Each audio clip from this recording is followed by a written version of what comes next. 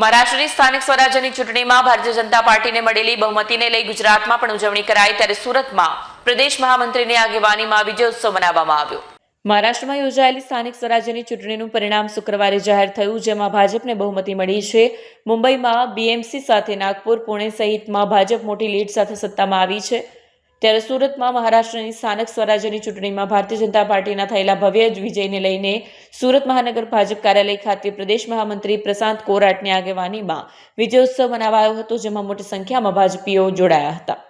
આજે મહારાષ્ટ્રના ઇલેક્શનમાં ભારતીય જનતા પાર્ટીનો ભવ્ય વિજય થયો છે।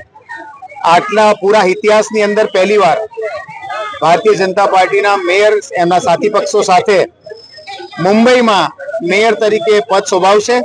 ઉપરાંત 29 માંથી 24 જેટલી મહાનગરપાલિકાઓ મહારાષ્ટ્રની જે ભારતીય જનતા પાર્ટી અને સાથી પક્ષોએ જીતી લીધી છે।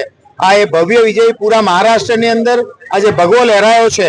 માનનીય પ્રધાનમંત્રી નરેન્દ્ર મોદીજી કે જેમણે આ એક સાહસિક કદમ, જેમ કે ડેવલપમેન્ટની વાતો કરી આપણે કે બીજા કોઈ પણ ક્ષેત્રની હોય, પછી એ ધાર્મિક વાત હોય, રામ મંદિર હોય, 370ની કલમ હોય, આ દરેક વાત ઉપર મહારાષ્ટ્રના લોકોએ ધ્યાન આપ્યું અને એના જ કારણે ભારતીય જનતા પાર્ટીના કાર્યકરોને અને એમની સાથે જોડાયેલા સાથી પક્ષોને એમણે ચૂંટવામાં બહોળા મતથી એમને વિજય અપાવ્યો અને એટલા જ માટે આજે મહારાષ્ટ્રની અંદર ભારતીય જનતા પાર્ટીની સરકાર બનશે, દરેક ક્ષેત્રની અંદર આગળ વધશે અને ડેવલપમેન્ટની જે વાત માનનીય પ્રધાનમંત્રીજીએ કરી છે એ ડેવલપમેન્ટ હજુ પણ વધુ સારું મહારાષ્ટ્રનું ડેવલપમેન્ટ થશે, મુંબઈ હજુ પણ સારી મુંબઈ બનશે એવા એક વિશ્વાસ સાથે અમે સુરતના અમારા કાર્યકર્તા અને મહારાષ્ટ્રના દરેક કાર્યકર્તાનો આ તકે અમે અભિનંદન પાઠવીએ છીએ અને આભાર પણ માનીએ છીએ।